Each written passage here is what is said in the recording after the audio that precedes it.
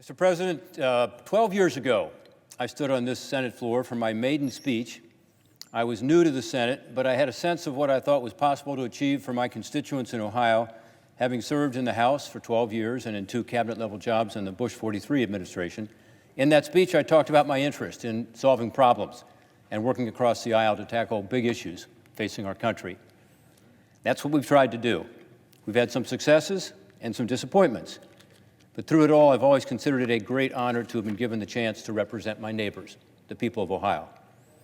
My team and I have viewed it as a sacred trust to do all we could while we had this temporary privilege. Our commitment was to move the ball forward wherever possible for our great country and for the families we represented. And through our legislative and oversight results, I believe we've honored that pledge. It's been a team effort.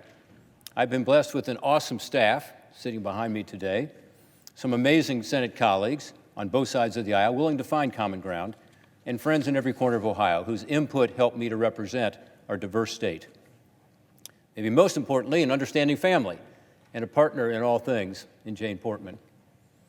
All of us get asked, what inspired us to get into public service in the first place? In my family, my mom, Joanne, taught by her example that serving others was our duty. We had no choice. And through their own volunteer work, my brother and my sister have helped change lives, and I respect that, and respect all the caring and giving Ohioans who do that. I chose to serve in a different way, which involved the rough and tumble of politics. Not for everybody, but also a way to help others. Another impetus for getting involved in politics was actually my father, Bill Portman. Even though as a small business guy, he thought I was absolutely crazy to get into this line of business. When I was a kid, he gave up his safe job as a forklift truck salesman for a bigger company to live out his own American dream and start his own business. He took a big risk, gave up health care, gave up a retirement plan, and 5 people, my mom was the bookkeeper, started Portman Equipment Company with lots of debt. They actually lost money the first few years, but he never gave up on his dream, and eventually through hard work and integrity, found his niche.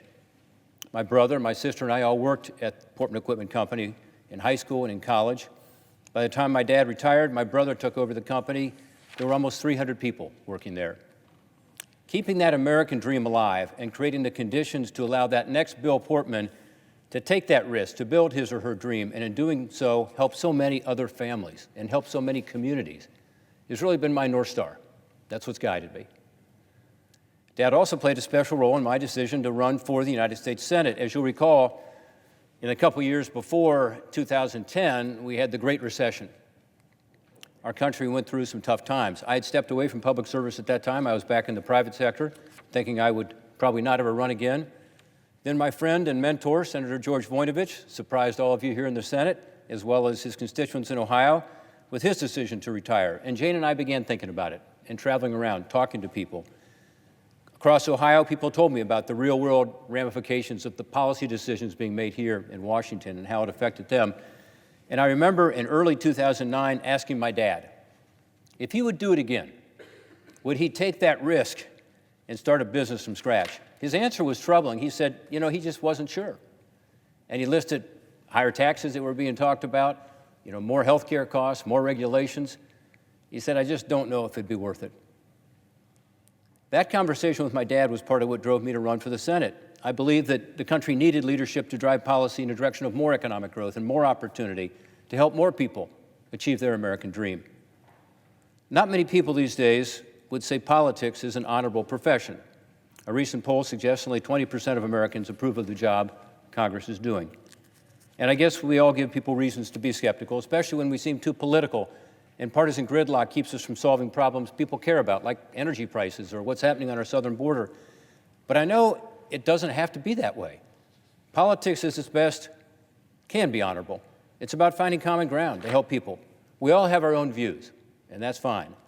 And as elected leaders, we certainly have a responsibility to represent our states and our constituents. But I think sometimes we forget we were also hired to do our best to find that common ground and to achieve results. That's what we were hired to do. When I need to be reminded about that, I think about my political mentor, George H.W. Bush, who gave me my first job in politics, first on the campaign trail and then in his White House.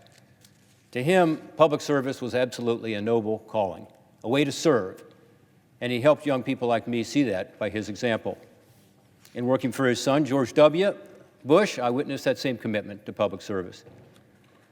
In my Senate office, as these folks behind me can recite, we have a mission statement, and we developed it together. It says the following: our mission is to deliver bipartisan results through effective servant leadership with integrity, selflessness, and excellence so all Ohioans can reach their God-given potential.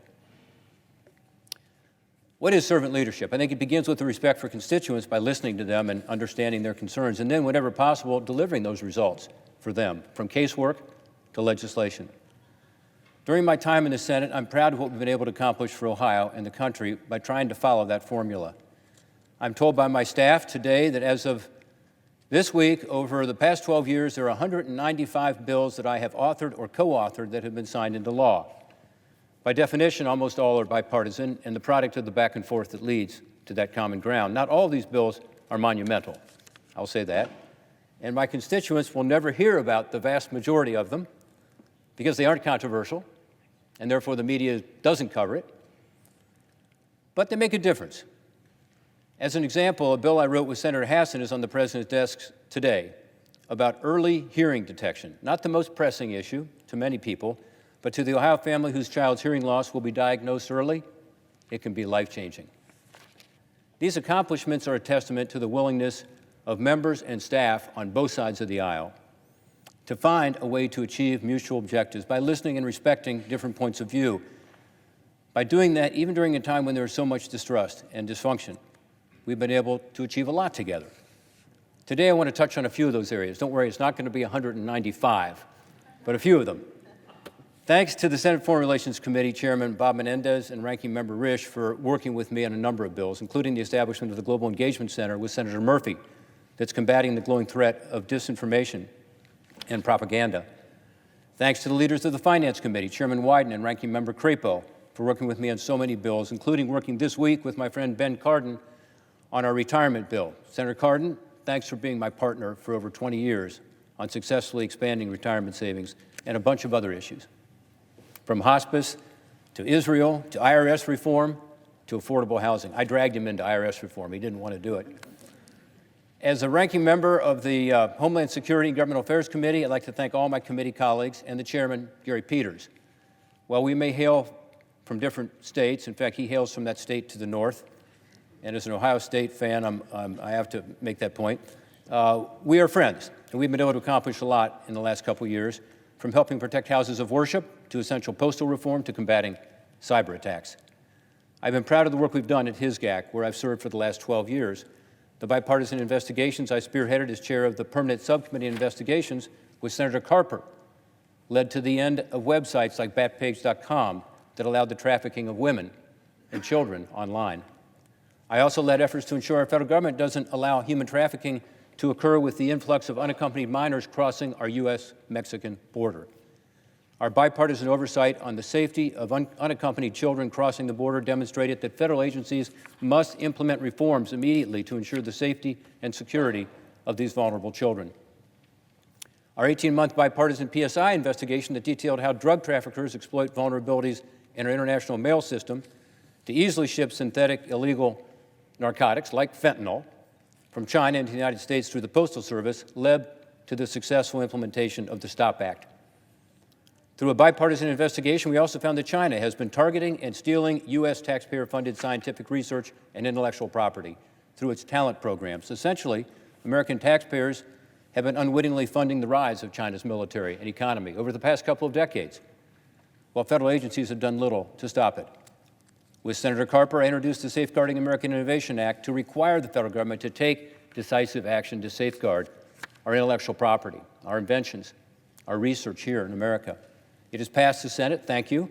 I'm disappointed certain House members have blocked it, and I urge my colleagues to get it enacted in the next Congress. Our investigations this year also revealed China's malign influence to target, influence, and undermine the U.S. Federal Reserve. We must do more to safeguard our homeland from the threat of foreign adversaries, especially China. I appreciate Senator Heinrich for launching the bipartisan Senate Artificial Intelligence Caucus with me to ensure thoughtful bipartisan policymaking on AI. 15 of our bills to ensure safe and coordinated use of artificial intelligence have now become law. Since 2015, When my bipartisan Federal Permitting Improvement Act was signed into law as Title 41 of the FAST Act, I've worked to update our aging infrastructure and create good jobs while expanding and streamlining the permitting process. Thanks to Senator Sinema and Senator Sullivan for their passion on this issue and their leadership in passing the Federal Permitting Reform and Jobs Act to make these key provisions of FAST 41 and the Permitting Council permanent, which speeds up the permitting process for some of the largest infrastructure projects, resulting, by the way, on average, with a 45% time savings and major cost savings. We should expand that. I also want to thank the bipartisan group of senators who worked with me on the historic infrastructure bill, with a special thanks to my lead Democratic partner, Senator Sinema, along with Senators Collins, Romney, Cassidy, Murkowski, Warner, Shaheen, Tester, and Manchin. Every president and every Congress in modern times has talked about the need to fix our aging infrastructure, but we worked from the middle out to form a bipartisan coalition of 69 members to go beyond the talk and make some of these needed and historic improvements to our nation's roads and bridges, ports and rail, and upgrade our nation's broadband system, and so much more. The process, to me, was almost as important as the substance. We did it by focusing on our key principles of core infrastructure only, no tax hikes, and bipartisan consensus. I was proud to team up with each one of you, and I thank you for your willingness to find that elusive common ground. And so do people in my hometown who have heard politicians talk about fixing the Brent Spence Bridge, which connects Ohio to Senator McConnell's state of Kentucky. For over 30 years, we've been talking about it. It's at the confluence of two major interstate highways. It currently carries more than 160,000 vehicles today, which is twice as many as it was ever designed to carry. It has no shoulders on the bridge because they've been eliminated to carry more traffic, which makes it unsafe, and it's still congested at every rush hour. Local, state, and federal stakeholders have never been able to come up with a way to solve this problem. The bipartisan infrastructure law finally paves the way to fix the Brent Spence Bridge, which will not only make travel safer and easier for Ohioans, but improve the movement of goods throughout the Midwest and actually strengthen our national economy. There are so many people I'd like to recognize, and an apologies in advance for those that I will miss. Senator Blumenthal, thanks for working with me on one of the greatest humanitarian and civil rights causes of the 21st century, human trafficking. We started a caucus, and we've enacted a number of bills to address trafficking, including ensuring justice for victims of sex trafficking and holding internet sites accountable to prevent the facilitation of trafficking, the one time that Congress has been able to successfully eliminate the Section 230 immunity.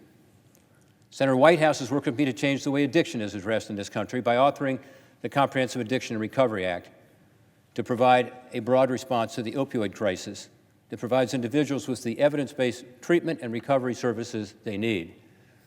I think looking at addiction as a disease is probably the most important thing we did in that legislation, in addition to the significant funding. I want to thank Senator Blunt, who I see here, for his role on the Appropriations Committee for funding the federal government's addiction programs at record levels. Senator Capito has been right there with him. Senator Klobuchar and I worked to pass the STOP Act, effectively keeping China from shipping fentanyl through the U.S. mail. And Senator Capito and Senator Manchin have worked with me to pass important bills on scheduling fentanyl analogs to make sure that it's illegal. I've been deeply and personally engaged on the substance abuse issue for over 25 years, when I started my own anti-drug group in Ohio that has become over time a model prevention coalition, and enacted the Drug-Free Communities Act that has helped spur the establishment of about 2,000 community coalitions around the country. By the way, I worked on that with Senator Chuck Grassley when I was in the House. In fact, Chuck took me to Iowa with him to help set up an anti-drug coalition there. That was almost as interesting as going as his guest to the Iowa State Fair when I was U.S. Trade Representative. Senator Shaheen and I have worked over the years on so many foreign policy issues, as well as energy efficiency. We introduced our first energy efficiency bill in 2011 and have gotten most of it signed into law in the years since, helping reduce energy bills for families and businesses and actually reduce emissions by simply using less energy. And I thank my college classmate, Senator Hoeven, for his leadership on our energy efficiency bill and his all-of-the-above energy approach, and mostly for helping me improve my Spanish by adding a North Dakota accent. I also want to thank Senator Bennett for our successful efforts on encouraging carbon capture and sequestration. Our legislation is starting to work to do that. I appreciate Senator Stabenow's partnership as my co-chair on the Great Lakes Task Force. Working with her and all members of the task force, we've made a lot of progress fighting harmful algal blooms, invasive species, and so many other issues important to our constituents along the world's largest freshwater resource. Thanks to Senator Kaine, as my co-chair of the Career and Technical Education Caucus, for working with me to challenge Congress to do more to address the nation's skills gap and promote the Jobs Act to provide individuals the skills they need to get good-paying jobs. Those skills are needed out there. We need to focus more on how we ensure that we're not just spending money to send young people to college, but also getting them the industry-recognized skills that they need. Senator Coons, Burr, and Whitehouse, as co-chairs of the International Conservation Caucus, you've been great partners over the years on our legislation to combat wildlife trafficking, conserve forests, and develop strategies to protect some international treasures like the Okavango Delta in southern Africa. I appreciate Senators Warner and King and former Senator Alexander for working with me to pass our historic Restore Our Parks Act, which is finally addressing the massive deferred maintenance backlog at our national parks so that some of our nation's most treasured landscapes, memorials, and monuments can be enjoyed by visitors in generations to come. Because of the CHIPS and Science Act, bipartisan legislation I worked on closely with my colleagues Senators Young, Tillis, Sinema, and Schumer, Intel recently broke ground on its semiconductor plant outside of Columbus, the largest investment in the history of Ohio, and an investment we believe will grow over time. With the CHIPS Act now in law, we can reverse this trend of this critical semiconductor manufacturing capability being sent overseas. It's going to create thousands of high-paying jobs here, but most importantly to me, help strengthen our national security.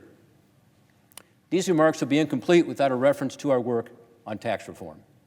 As I mentioned, when I decided to run for the Senate in 2009, Ohio was losing jobs, our economy was falling behind. My campaign was based in part on a plan for jobs that focused on a number of economic policies, including fixing our tax code, making it competitive again for American workers and businesses. In 2017, one of the highlights in the Senate for me was when I was able to work with a small group of lawmakers, Pat Toomey, Tim Scott, John Thune, helped develop the promise with the Tax Cuts and Jobs Act, the first time Congress had passed comprehensive tax reform in 31 years. It cut taxes for middle-class families, reformed our business tax code to create more and higher wages for Ohio workers, and updated our international code to encourage employers to actually bring jobs and investment back here to America. I wish it could have been more bipartisan, but frankly, much of what I led on the international side had absolute bipartisan roots, and I believe it worked. Tax reform helped usher in a period of unprecedented economic growth, felt broadly. After tax reform and before the pandemic, we had 19 straight months of wage gain of 19% or more, well above inflation. And most of those wage gains, by the way, went to lower income and middle income workers. We also had the lowest poverty rate since we started keeping track of it back in the 1950s, and the lowest unemployment rate ever for blacks, women, Hispanics. It was an opportunity economy. Unfortunately, a lot of those gains have been washed away by the pandemic and an avalanche of stimulus spending over the last 2 years that has fed the demand side of the economy, while supply has been constricted by COVID, but also by regulations, particularly on energy, contributing to the highest inflation in 40 years. I hope the new Senate will have an opportunity to reset and, working with the House, make pro-growth economic policies a higher priority. I want to thank so many of my colleagues who have worked with me over the years to support Ukraine and its ongoing fight for freedom. This is an issue near and dear to my heart and to Ohio, as some of you know. We're the home of many Ukrainian Americans and other nationality groups that are committed to the goal of a free and independent Europe. I want to thank Dick Durbin, the co-founder and co-chair with me of the Ukraine Caucus, and my Republican colleagues in the caucus who are so passionate on Ukraine. Senators Graham, Wicker, Kramer, Cotton, Barrasso, Risch, Burr, Murkowski, Sullivan, Cornyn, McConnell, Johnson, Ernst, and others. And I want to thank all those who've joined me on 10 trips to Ukraine since 2014, when Ukraine rose up and threw off a corrupt Russian-backed government and turned to us, turned to the West. This includes 2 recent sobering visits to Ukraine with Senators Klobuchar and Coons. In 2015, I authored a bill called the Ukraine Security Assistance Initiative, which has become the key funding account we've used to train and equip the Ukrainian armed forces. We need to continue to fund this account and lead the free world, carrying the torch of freedom. Since Russia's original occupation of Ukraine escalated into a full-scale war on February 24th of this year, I've now spoken on the Senate floor 27 times. Every week we've been in session about the unprovoked, illegal, and brutal invasion of Ukraine. My most recent speech was last night, so I won't go on, but except to say that we're at a critical juncture right now, and it is more important than ever that we support Ukraine. So I'm going to be fighting hard for a continuation of aid to Ukraine before Christmas. We just discussed so many examples of breaking through the partisan gridlock and getting things done. But despite these achievements, I do worry about the divisive political rhetoric in our country. It's important we restore faith in our democratic institutions, both for our own country's sake and so we can continue to be that beacon of hope and opportunity for the rest of the world. We can rise above the cynicism and the dysfunction. We just talked a lot about how that's happening and has happened over my last 12 years in this body. We certainly did it on infrastructure, as I've outlined, and we've done it in so many other ways.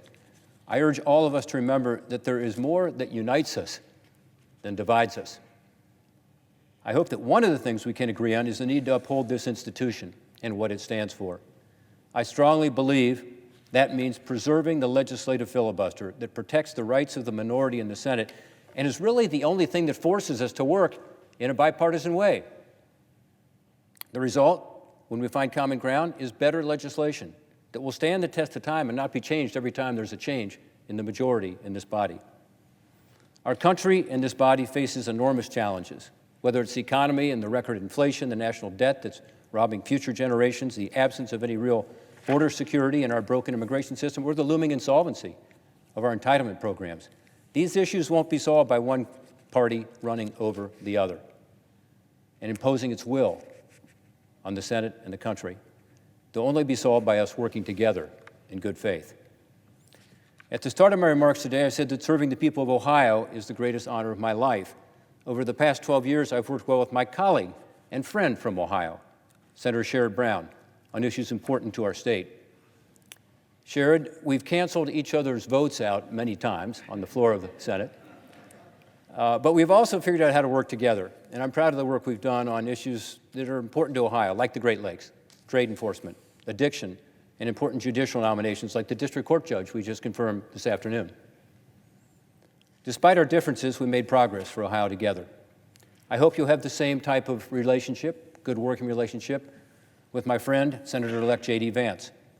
J.D. has an impressive background of service in our military and in the private sector. I know he wants to make a difference in the lives of Ohio workers and families, and I look forward to watching him in action here in the Senate. I know what it's like to be in public service with young children, so I want to wish J.D., his wife Usha, and their 3 kids well. Jane and I support you both. Thanks to everyone who has served on Team Portman throughout my career. The first Bush White House, the House of Representatives, at USTR, OMB, and here in the Senate. We're having an alumni event tonight with a couple of hundred of some of the best public servants ever assembled, and Jane and I are looking forward to seeing you all there. I have an amazing Senate staff who stuck with me to the bitter end. Thank you. Both in Ohio and in Washington, D.C. Many of them are here in the chamber today. I want to thank them for their hard work and their dedication to getting things done. They work really hard for the people of Ohio and for our country and have enabled us to be so much more effective. Nothing we accomplished would have been possible without you. I want to thank everyone who works in the Senate and makes it function well, whether it's the cloakroom staff, the doorkeepers, the Capitol Police, the cafeteria workers, the subway drivers, all of them, in a very practical way. Democracy functions because of you, so thank you. I hope many of you can join us at our thank you reception for you on Friday afternoon. Special thanks to Leader McConnell. Mitch, I appreciate your encouragement over the years, your trust in me to take on a leadership role on some important assignments, and for your commitment and devotion to this institution and the health of our democracy. None of this works without having a loving and supportive family. All of you know that. So to my wife, Jane, and the 3 people in the world I'm most proud of, Jed, Will, and Sally, thank you for your unconditional support and the sacrifices you made. I'm looking forward to being in Ohio full-time, spending more time with family and friends, the Golden Lamb, our family restaurant, and getting back to the private sector. And somehow, I hope to stay involved in the public policy issues we've been talking about today. Finally, thanks to my Senate colleagues who made coming to work every day enjoyable and productive. Thanks for reaching out to me to work together and accepting my offers to work with you. Relationships matter in this place. I'll miss my colleagues. One consolation is that our retiring class consists of good friends who I hope to cross paths with in the real world. Senators Blunt, Burr, Inhofe, Leahy, and Toomey have all made impressive contributions in their tenure here. I'm thinking maybe we should start a post-Senate support group. And come January, this place loses a great intellect and a great friend, Ben Sasse. And I think, Ben, you should hold the meetings at the University of Florida if it's okay. Okay, done. So to my colleagues, I've worked with every one of you in one way or another. Thank you for that privilege. And Godspeed as you continue to serve your constituents and continue to carry that torch of freedom forward. Thank you.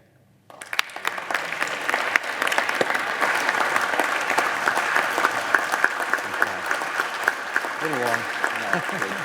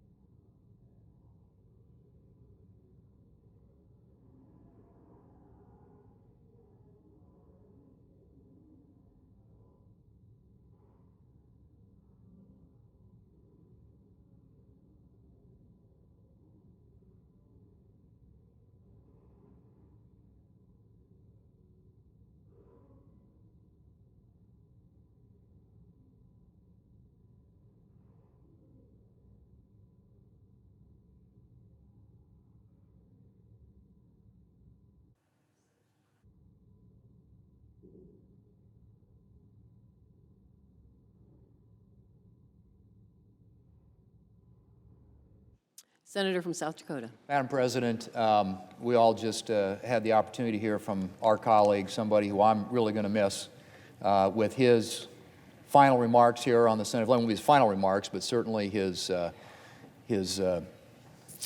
guess you call it going away speech.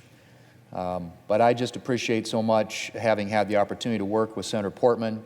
I know that, as he pointed out, the staff, not only here in the chamber, around the Capitol, his personal staff, all people who've made profound contributions to that incredible record of accomplishment that he just talked about. That doesn't happen. Anybody who works here for very long realizes the incredible contributions that staff make to getting things done around here. And so I express my appreciation, as he did, to all of them for all you did to make Senator Portman's time here so productive. And great to see his wife, Jane, daughter, Sally, here as well, who are all part of this partnership and this team that all of us know are so critical to being able to make a difference here in the Senate, and the many sometimes sacrifices, contributions that they make on a day in and day out basis. But Madam President, Rob is someone I've gotten to break bread with a lot of times during our years together here in the Senate, and we become really good friends. And I'm going to miss having him here, as I said. Rob has spent a lot of years in public service, serving this country. 12 years in the House of Representatives, where I first got acquainted with him, U.S. Trade Representative, Director of the Office of Management and Budget, and finally 12 years here in the United States Senate. I've served with him on the Senate Finance Committee for nearly 10 years. And his going, I will tell you, is a huge loss. He played an indispensable role in the historic tax reform legislation we passed in 2017, particularly with the transition to a modernized international tax system. Our outdated international tax rules had left America's global businesses at a competitive disadvantage in the global economy. And one of our priorities when it came time to pass tax reform was ensuring that American businesses could compete on a level playing field with their foreign counterparts. Between his time in Congress and as director of OMB and the U.S. Trade Representative's Office, Rob has a wealth of knowledge when it comes to American economic competitiveness and in the international tax system. And he quickly became the lead on that aspect of tax reform, and not just on that, but on so many aspects on that very complicated piece of legislation. Our final legislation brought the United States international tax system into the 21st century by replacing our outdated worldwide system with a modernized territorial tax system so that American businesses are not operating at a disadvantage next to their foreign competitors. And we saw an almost immediate positive effect for American businesses, which of course means that we saw positive results for American workers. And that is really in large part thanks to Rob. It's an important legacy, and it joins Rob's long list of achievements in public service, some of which he mentioned, from restraining unfunded mandates on states to securing resources for addiction prevention and treatment to advancing a pro-growth trade agenda good for American workers and businesses alike. He's also been a strong voice for American leadership and values on the global stage, especially, as he mentioned, as a co-founder of the Senate Ukraine Caucus. Madam President, it's sad to see Rob leaving the Senate, but he spent a lifetime helping to build up our country, and I know his contributions won't end here. I'm also happy that he'll have more time to spend with his family and with his wife, Jane. Jane is terrific. Like me, Rob married up, and I know Rob is looking forward to having more time to spend together. I also know Rob is planning to get more involved in the family business. The Golden Lamb Inn and Restaurant in Lebanon, Ohio, which has played host to at least a dozen U.S. presidents over the years. And as I said, while Rob's time in the Senate may be coming to a close, I know that he fully intends to continue doing what he's been doing throughout his career, and that is working to make our country a better and more prosperous place. Rob, congratulations on your years here in the Senate. I hope you get some very well-deserved rest in the coming months, and I, like everyone else here, looks forward to seeing your next chapter. Madam President. Senator from Michigan. Thank you, Madam President. I also rise today to pay tribute to someone who is literally a friend across the aisle and across state lines. Now, you might not think that the senior senator from Michigan, a Democrat, and the junior senator from Ohio, a Republican, would be friends. After all, our states share a long and passionate rivalry, particularly on the football field. This rivalry is especially intense on game day, like recently when the Michigan Wolverines defeated Ohio State Buckeyes 45-23. I'm just saying. I particularly, Senator Portman, wanted to say this out loud to make sure Senator Brown heard it also. Of course, my friend Rob Portman may have been cheering, and he may never really say this. But you know, I'm often wondering if behind the scenes you're sort of cheering both sides on that, because he's never advertised it, and he has never said it up to this point. But let me say today that he is a graduate of the University of Michigan Law School, and now that he's retiring, maybe you can say it out loud.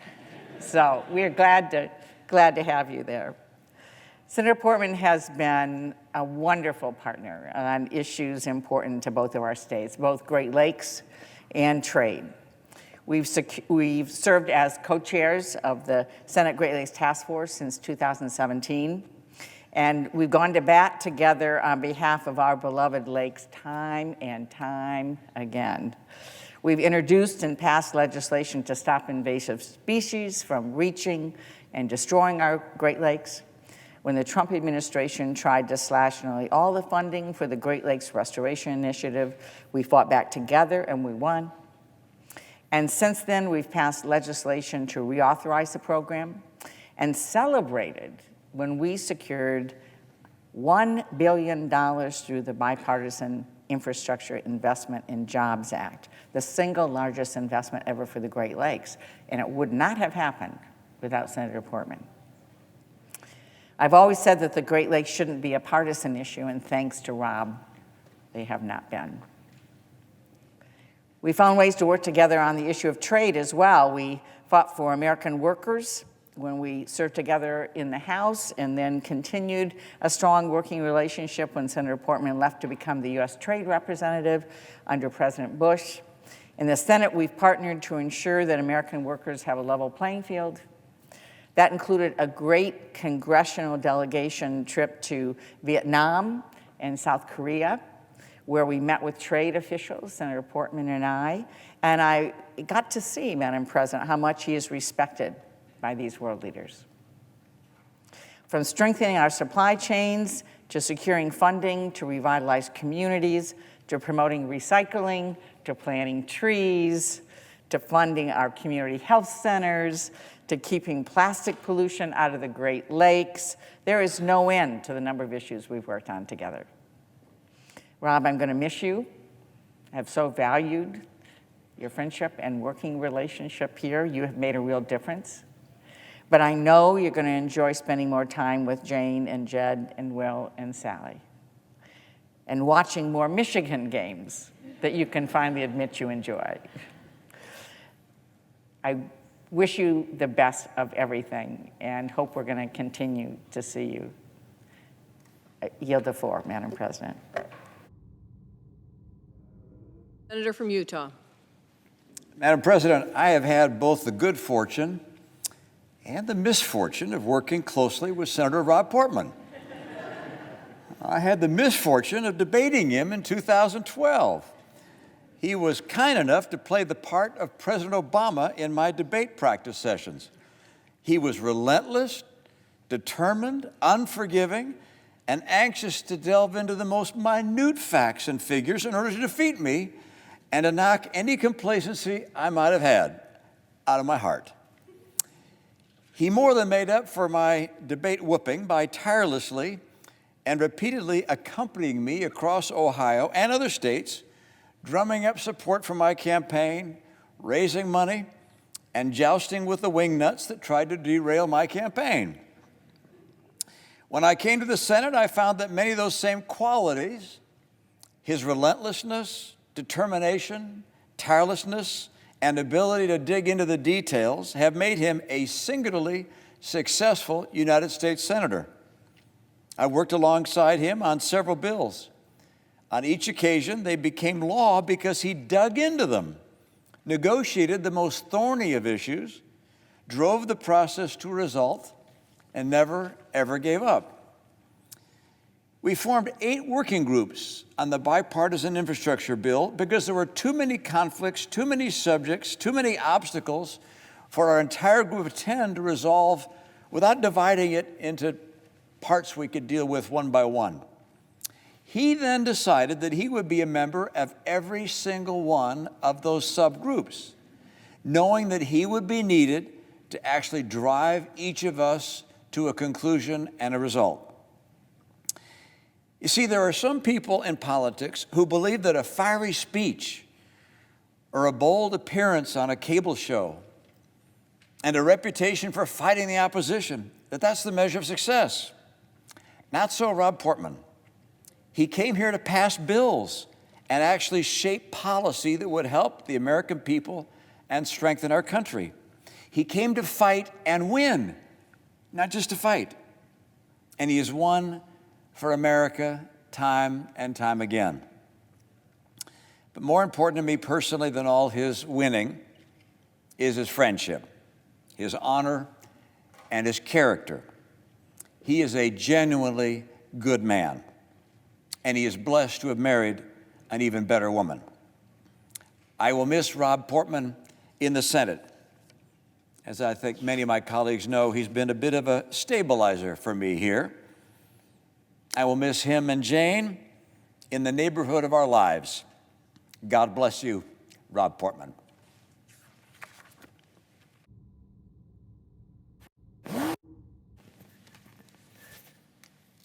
Madam President, Senator from Delaware. Madam President, I rise to also offer my thoughts on the career and the service, the personality, and the values of Senator Rob Portman, one of a number of retiring colleagues whom I will dearly miss. I was somewhat surprised by the timing of Senator Blunt's farewell address and missed the opportunity to also speak to his departure. They have in common an important shared characteristic, a passion for getting things done, for being a senator who serves their state and nation, who works across the aisle and delivers real solutions. Stop taxing death and disability. That's the first bill that Rob and I got to the president's desk and signed into law. Under the previous administration, it had a very catchy name, and it was a simple solution to a problem most of us had never heard of, which was if someone who had taken out student loans died and thus was unlikely to repay them, and those student loans were discharged as a result of their permanent disability or death, that benefit was taxed, and the tax attached, in the case of one of my constituents, to their parents, to the estate of their deceased child. When I first talked to Rob about this on the floor, he said, "That's a terrible thing. We should stop it." And from that simple germ grew a dozen different legislative initiatives. Before this Congress ends, we will get the reauthorization of the End Wildlife Trafficking Act and the reauthorization of Rob's landmark work in tropical rainforest and coral reef preservation to the president's desk. We've had the chance to travel the world together. We had a remarkable trip, as did Senator Klobuchar, to Ukraine, although I think our trip was just a little bit more comfortable on the train than yours. But it was a memorable opportunity to visit with Ukrainian refugees, with our own incredible embassy staff, and to present the Liberty Medal from the National Constitution Center to President Zelensky. And I am also, I must say, grateful for your leadership on the Respect for Marriage Act, which is today going to the president's desk. But it was in August, as we traveled to 5 countries in Africa together with our spouses and a great bipartisan group you helped pull together to look at how human development can be the key to wildlife conservation in countries across a continent where too often there's instability that leads to the loss of biodiversity and to an increase in lawlessness and terrorism. And we found a way to craft together a potential legislative solution that I look forward to carrying in the years ahead. To Jed, to Will, to Sally, you have a remarkable dad. And to Jane, thank you for being such a delightful, engaging, and supportive partner. My wife, Annie, and I will deeply miss you and Rob as colleagues here in the Senate, as a legislative partner, and as a personal friend. God bless you on the next chapter of your life, and we look forward to staying in touch. With that, I yield the floor. Madam President. Senator from North Dakota. Thank you. Listening to Senator Portman's speech, I don't know how you cannot be impressed with his incredible record of accomplishment. It's a record of accomplishment that will stand the test of time. And it's not surprising because all you have to do is look at all the things he accomplished before coming to the United States Senate. So it's certainly no surprise that he has done incredible work over the last 12 years. He was 14 years, I think, in the House and had a tremendous record of success there. He was U.S. Trade Ambassador for President Bush, and that has the same status as full ambassador. So for all this time here in the Senate, he didn't want me to call him Senator Portman. He always wanted me to call him Ambassador Portman. And instead, I call him El Gran Toro, but that's another story which I'll get to. And he was OMB director for President Bush. So when you look at the incredible experience and track record of accomplishment that he brought here, it is no surprise that in his speech he talked about a lot of incredible accomplishments, but there's a lot more that you didn't talk about. You could have talked for a long, long time because you truly did accomplish so many things that are important, not just for the Buckeye State, but for our country And I'm just pleased to have had the opportunity to work with you. You mentioned some of the things we worked on. And it's interesting because as you were talking about the things that you'd worked on and the members that you'd worked with, I just took a quick count. There were more than 20 senators sitting here, and you mentioned every single one of them, and many, many more. I kind of got the feeling that you probably, if all 100 senators were here, you probably could have mentioned every single one of them and something that you accomplished with them. Think about what that says, Republican and Democrat. I think you could have had every single senator on the floor, and he could have gone around and talked about, hey, you remember we worked on this, and we worked on that. And not just worked on it, but passed it into legislation. And in every case, something that had a meaningful impact for our country and for our respective states. Senator Portman and I came here together, and we've been close right from the start, probably a little bit of our shared heritage from college. We've worked together, we've traveled together, around the world, placed India, South Korea, obviously Mexico, Central America, and invariably learned an incredible amount on those trips. But whether it was on those trips or almost any other time, I always learned from Rob. I mean, the guy is, incredible experience and a lifetime of learning, but such a keen intellect.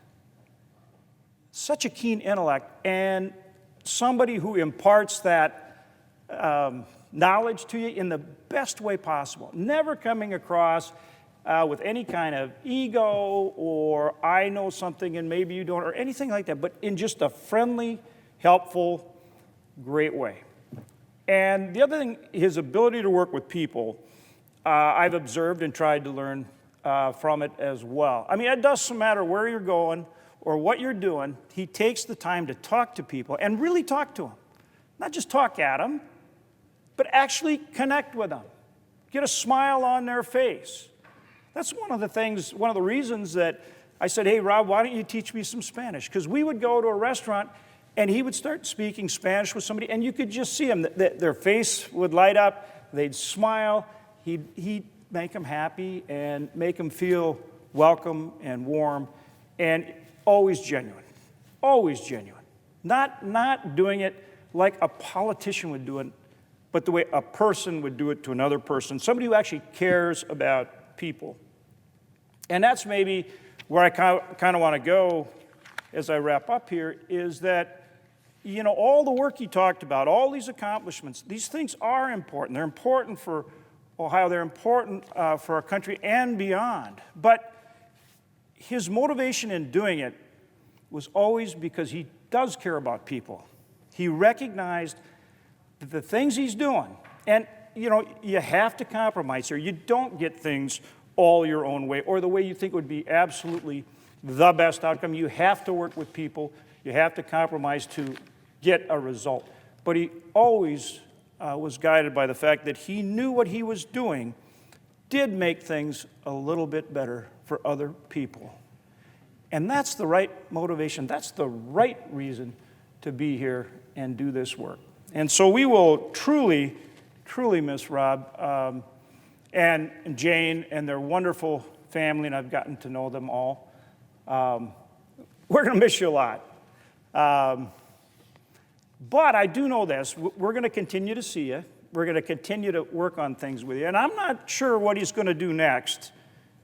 But it's just like I started out talking about his incredible record of accomplishment before he got here, his incredible record of accomplishment here, both in what he's done and the relationships and the friendships he's built, leaves no doubt whatsoever that he's going to continue to do some wonderful and amazing things. And I look forward to seeing what those things are. Rob, we're going to miss you. And thanks for all you've done. Thanks for being such a good friend. I yield the floor. Madam President, Senator from Minnesota. I'll take off where Senator Hoeven left off. And as listening to Senator Hoeven talk, I was thinking, what are we going to do, John and me, without Rob here to give us grief about our joint events that we do between Fargo, North Dakota, and Moorhead. Several times we have told Rob that we were heading out to do some esoteric event together, and he would give us a lot of grief, but then we would always send him pictures of the event to verify that this actually happened. And we had a lot of fun doing that. I was actually thinking, as I heard our colleagues talk, about how Rob always teaches, and this is something John mentioned. He always passes on the torch. And my favorite example of that, and you're gonna remember this story, Rob, was when my daughter started college, and Senator Portman was going to speak at the college because his son was there, and he figured out that she was there, and he personally invited her to his talk at a residential college. She was a brand new freshman. She went in there and sat down. She told me how nervous she was. 2 hours later, she comes back and calls me. Rob has spoken in his typical way, in a very, very authoritative manner, but in a very nice way, maybe a little critical of the then president, President Obama, where he didn't agree with him. My daughter, freshman in college, calls me and says, Mom, you know, Senator Portman said this. Why didn't President Obama do this? Why did this happen that way? And I said, honey, and I explained everything, and I said, Abigail, you have lived with me for 18 years, and I would hope that you would give some credence to what I said. You have been with Rob Portman for an hour and a half. And she says, but Mom, I will never forget this, Senator Portman is really distinguished, Mom. Senator Portman just has a lot of dignity, Mom. Anyway, this was a family story for a long period of time. And I think part of that was he was able to reach out to students at a school, be able to make his case, make the world bigger for my daughter in that way, just as he has made the world bigger for all of us.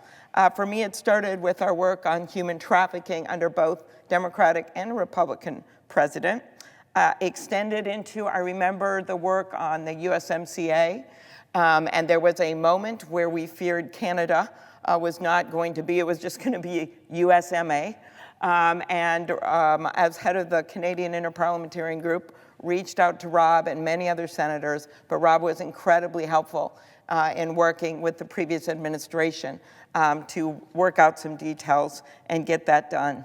You mentioned in your speech, Rob, fentanyl, our work together on that. You've just been tremendous in understanding that it's two sides of this. Prosecution, going after the bad guys, doing everything we can to keep drugs out of the hands of people that don't deserve to get addicted to them, but also the treatment and what we did along with Sheldon Whitehouse and way back then Kelly Ayotte and many others with the First Step Act and your understanding of the need to work on addiction. For me, last, I'll just say there's no better sign of you were someone that wasn't just, as Senator Blunt, the same, wasn't just kind of ending your time with doing nothing, far from it. Everything from the infrastructure bill, as I see Senator Sinema here, to the work that you've done with so many. For me, it was your devotion to Ukraine. People who will never know your name, who will never know how many times you went there to stand up for the people of their country against the inhuman barbarism of Vladimir Putin. I remember standing with you at that mass grave, at those burned out apartment buildings.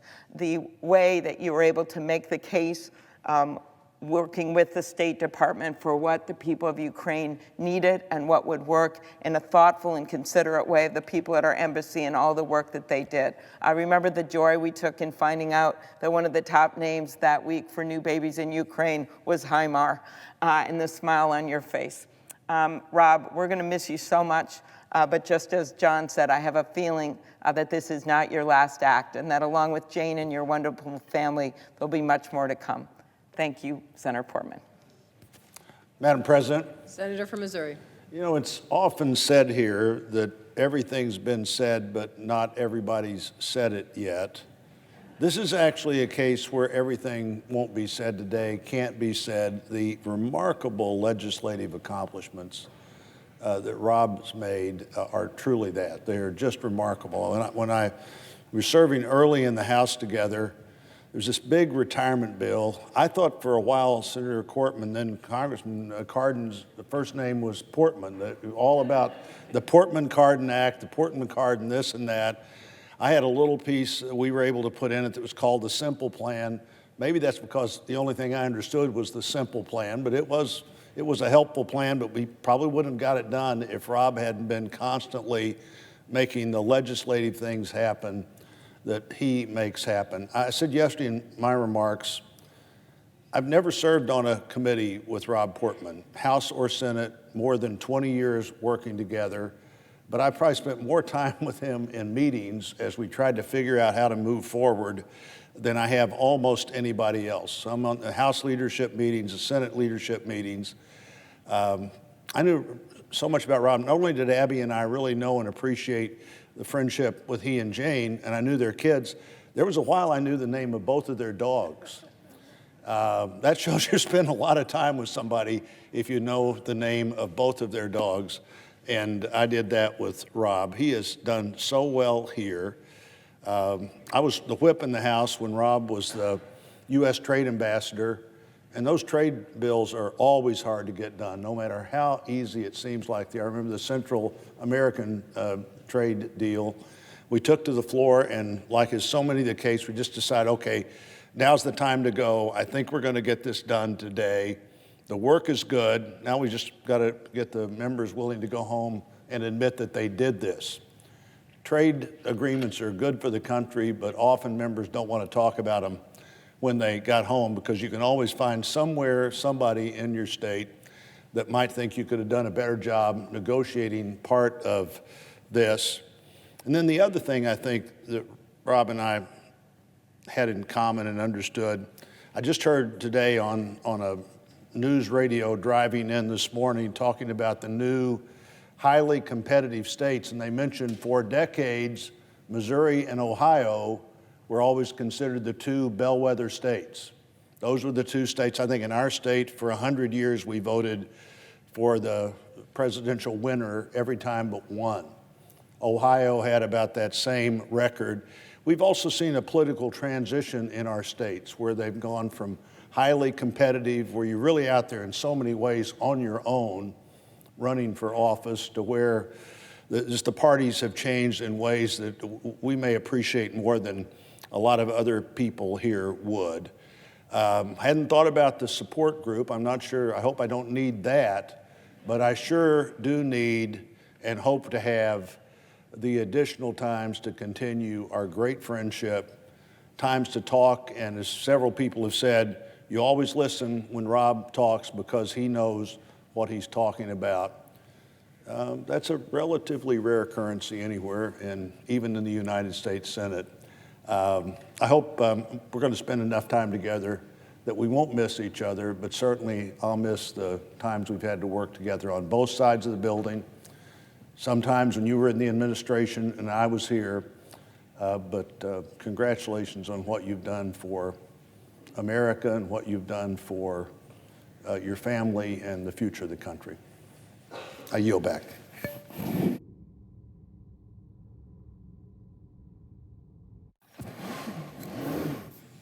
Madam President. Senator from Arizona. Madam President, thanks for letting me just be on in here. I'm not even on the list. I just wanted to say a few comments about my friend and colleague, Rob Portman. I'm not actually one to come and give a lot of speeches on the floor, so this is a big deal. And a lot of people have stood up today to talk about Rob's accomplishments, of which they are numerous. But I want to talk about Rob, who's my friend. Rob and I worked together for 6 months straight on the infrastructure package last year, which, as Rob mentioned in his comments, we built from the center out, which I am inordinately proud of. It is the model for how the legislative process should work in this country. I couldn't be more proud of that. I think over the course of those 6 months, though, I shared more meals and more glasses of wine with Rob than anyone in my personal life, ever. And so for that, I say to his wife and his children, I'm sorry, because Rob and I spent more time together poring over spreadsheets in the basement of this United States Capitol than I've ever spent with anyone. And I couldn't be more grateful for every one of those minutes. Rob, in addition to being incredibly smart, incredibly focused, incredibly committed to outcomes, is also a delightful human being. And I consider him one of my closest friends in the world. Rob, I'm going to miss you so much. And I can't wait to go ride bikes together. I don't want to come to the support group. I have no interest in that. But what I do have an interest in is spending time with you for many years to come. You're an incredible friend. You've got an incredible team that you've assembled. And I couldn't be more honored and privileged to consider you a lifelong friend. Thanks. I yield back. Madam President. Senator from Illinois. Madam President, I'm sure some people tuned in to C-SPAN think they are watching an alternative universe as all of these Democrats come to the floor to say something nice about a Republican. But it's Rob Portman, a special Republican and a special friend. We've worked on many things together over the years, but I really think the highlight of it has been the work that we've done together in the past year as co-chairs of the Ukrainian caucus. I know that you've been there more often than I have, but I also know that your commitment to this issue goes way beyond anything political. It's personal, it's real, it's human, you can feel it. And Rob is the type of person, the type of senator who takes his job so very seriously. He put me to shame with the maps that you brought to the floor of the Senate on a regular basis to chart the course of the bravery and courage of the people of Ukraine as they fight for their freedom and their future and resist the invasion of Vladimir Putin and his thugs. I know that you've been there to meet with Mr. Zelensky, who heads up the Ukrainian effort. And I know as we met this week and many weeks before, that when the Ukrainian parliamentarians come to town, they look forward to meeting our caucus and particularly meeting the senator from Ohio, because they know that he understands their plight and he's a voice for them. It must be difficult to be the native of a small country, so distant from the United States, that is under constant attack, where people are leaving, their lives are being turned upside down, and innocent people are being killed every day. Counting on your friends in other parts of the world, the NATO alliance, and particularly the United States of America. They find their way here to this Capitol building with their ambassador. We sit down and we talk about the state of the war in Ukraine. And so many times they look to you, Rob, and they look to our caucus for the kind of message to take back home, a message of hope, that they're not in this alone. Of all the causes that I've worked on in the course of my senatorial career, this is one that means a lot to me. My mother was born in Lithuania, as I probably mentioned to you. My feelings about freedom and my feelings about the oppression of the Russians and the Soviets over the years are very strong. That is being played out today in the course of the war in Ukraine. I thank President Biden for his leadership, but I thank you, Rob, for making this bipartisan. Honest to goodness, that's why it's strong. That's why it's credible. That's why it's the cause that many of us in the Senate take so very seriously. You have made that commitment. I'd like to mention one other issue. I know that you take pride in your legislative legacy, and you should. But back in 2013, you made an announcement that sent shockwaves throughout Washington. You became the only sitting Republican senator to endorse marriage equality. At the time, you attributed your position to your family and a member of your family who is part of the LGBTQ community. You said that your son's courage, quote, allowed me to think about this issue from a new perspective, and that as a dad who loves his son so very much. Well, that evolution came full circle when you joined 11 of your Republican colleagues in supporting the Respect for Marriage Act, which protects marriage equality under federal law. It was one of your final votes in the chamber and a fitting coda to your proud legislative career. Loretta and I wish you and your wife Jane and your 3 children all the best and say farewell to Washington and welcome to Cincinnati or wherever your life may take you next. But it's been an honor and pleasure to serve with you. Thank you, Rob. Madam President. Senator from Ohio. I see my colleague, Senator Murray, is here to talk about more important legislative matters, and I just want to say thank you to all my colleagues. My colleague from Illinois who just spoke, and the others who were overly generous in their comments. It doesn't mean I didn't appreciate it. As I think my mom would have believed it, and my dad would have liked it, what everybody said. But seriously, you can see why I will miss this place and why I believe that these colleagues who talked all about the need for us to find that common ground, to make a difference for our constituents, are people who I've enjoyed working with and look forward to staying in touch with. So this is a bittersweet moment. I'm looking forward to getting back to Ohio full-time with family, friends, as I said, in the private sector. But I have deep respect for my colleagues, and I thank them for being on the floor today, even though the jet fumes can already be smelled and people are already heading back for their weekends and their important meetings back home. So thank you, Madam President. With that, I yield back the balance of my time. Now, Mr. President, on one final matter, fewer than 40 miles from Ohio's border with Kentucky, about halfway between Cincinnati and Dayton, is a suburb called Lebanon. The corner of Main Street and Broadway looks much like it did almost a century ago in 1926. That's when a young couple, Robert and Virginia Jones, bought and renovated an unassuming brick building called the Golden Lamb Restaurant and Hotel. But the Golden Lamb's modest exterior conceals major history. Its prime location on the highway between Cincinnati and Columbus made it a key stopover for important travelers.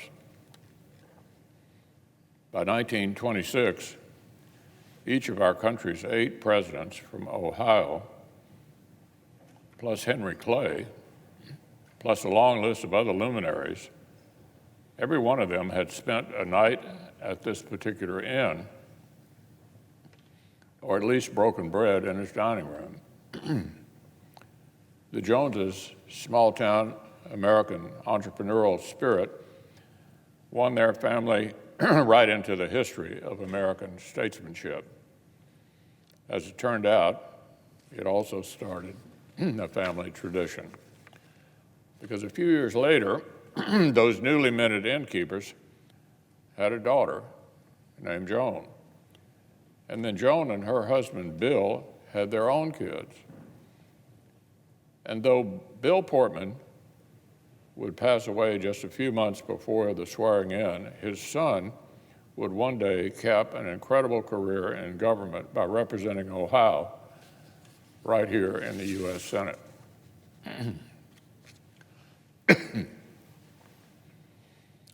As Rob explained in his maiden speech, he spent his own formative years in and around a different family business. Bill risked everything in early middle age to strike out and start an equipment business. Joan kept the books. And the way I've heard it, young Rob's own involvement was about as hands-on as it gets.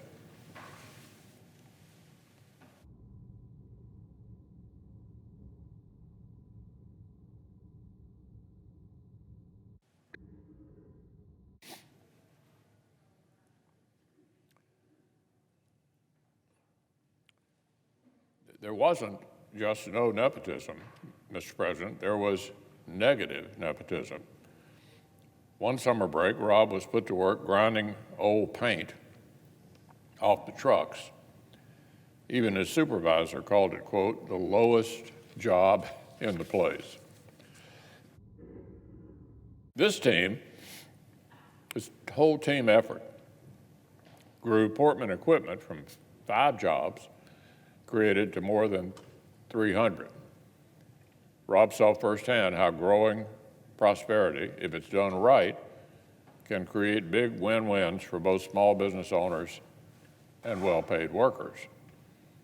So there were 2 family businesses in Rob's bloodline. A crossroads where statesmen hashed out consequential decisions, and a company that created jobs and helped workers support their families. And our distinguished colleague has spent his career continuing both those things at an even greater scale.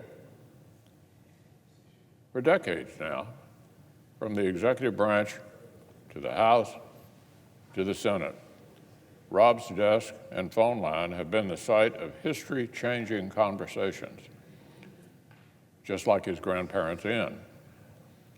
And he's worked to create a national climate where millions more Main Street entrepreneurs like his father can literally lift up workers and communities. Now, I suspect that from time to time, Rob's felt like law, economics, and policy may not be so different from grinding paint off rusty trucks. But the gifts and talents that our friend commands have been making an impact, an incredible impact.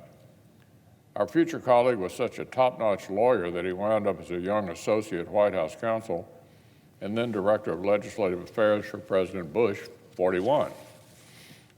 Then, such a whiz at the legislative process that his Ohio neighbors sent him back to Washington as their congressman.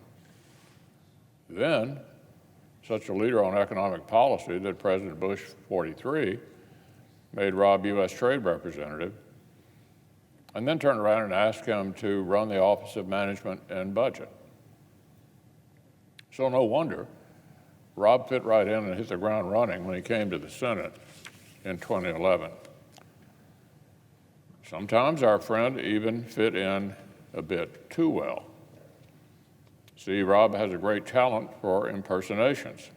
He spent several presidential cycles impersonating some of our prior colleagues for Republican tickets debate prep.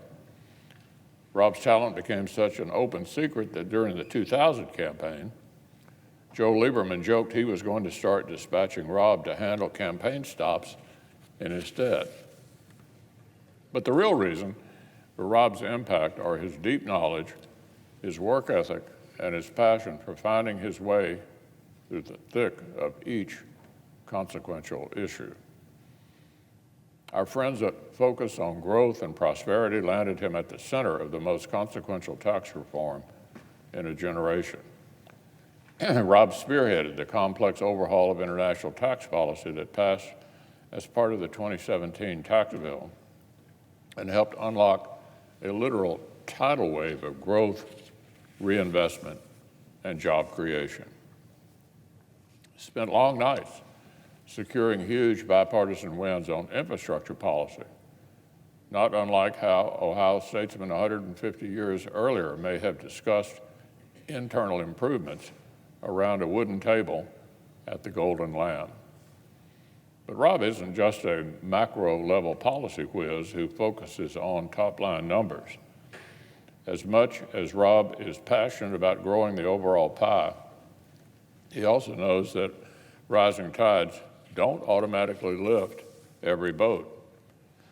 Sometimes Ohioans and Americans face challenges that call for a special champion. So Rob stepped up.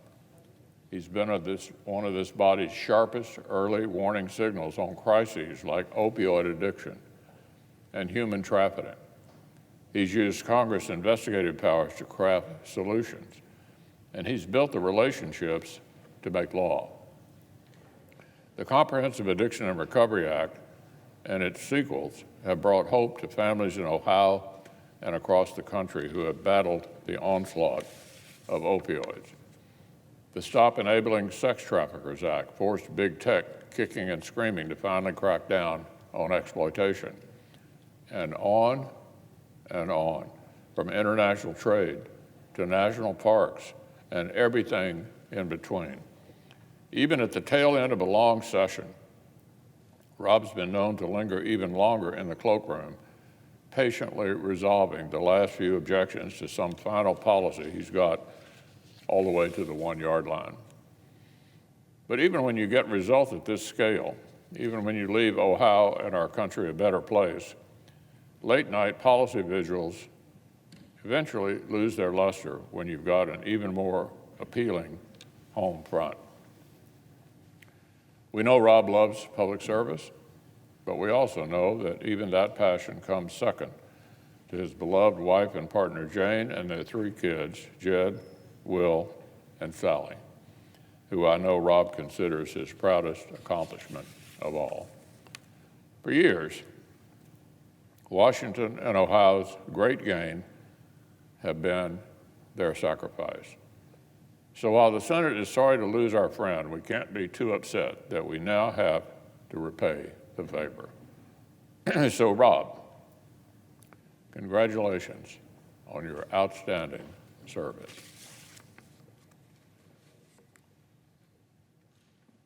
I was on the floor earlier this afternoon listening to Senator Portman's farewell address to his colleagues in the United States Senate.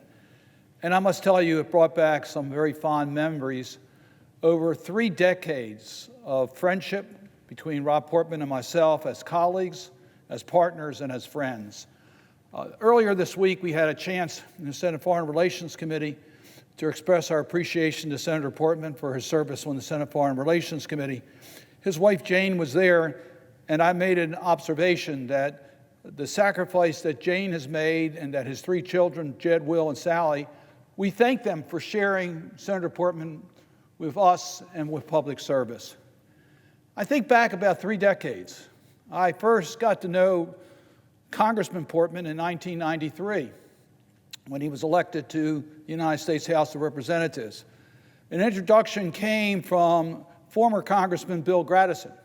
Bill Gradison was a congressman from Ohio that Rob Portman succeeded in the United States House of Representatives. I knew Bill Gradison from my days in the state legislature. We were friends. We had done some business, bills together in the House of Representatives. And he told me, you know, you're going to like this Rob Portman. He's the type of guy you're going to be able to work with. And by the way, I have an issue I'd like the 2 of you to take up. It was a legacy issue for Bill Gradison, and it dealt with hospice care. There wasn't a lot of interest in hospice care in the 1990s, but Congressman Portman and myself got together, and we worked on a bill, and we followed in Bill Gradison's footsteps to get that legislation accomplished. That was a beginning of a 3-decade relationship that the 2 of us have had in pursuing legislation. Perhaps our best known legislation is the Portman-Cardin pension reform legislation. For many years, people thought my first name was Portman because of the association with Congressman Portman at the time. And I must tell you, we got amazing things done to expand retirement savings opportunities. We're very proud that several bills were enacted and signed into law. But we're equally proud of the process that was used in order to put that legislation together.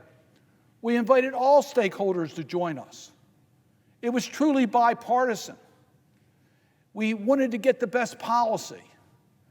And it was that process that led to the successful passage of the first Portman-Cardin bill that dramatically expanded retirement savings opportunities, even though it was not in either the Democrat or Republican leadership package. We were able to get it into the Balanced Budget Act. I mentioned the process because that's the process that Senator Portman, Congressman Portman, has always used. He's used a bipartisan process to try to bring us together to get the very best possible solutions to problems. It's been the bedrock of his career. And that's why he has been so successful here in the United States Senate. And so many of our colleagues on both sides of the aisle have expressed our gratitude for his public service. Now, I must tell you, he used that relationship sometimes to move issues that were not necessarily his partner's top priority. As he mentioned on the floor, he got me engaged in the IRS reform bill that dealt with the nuts and bolts of the IRS. Now, Mr. President, I asked you, how many people want to be known in their district for improving the IRS services for collecting their taxes?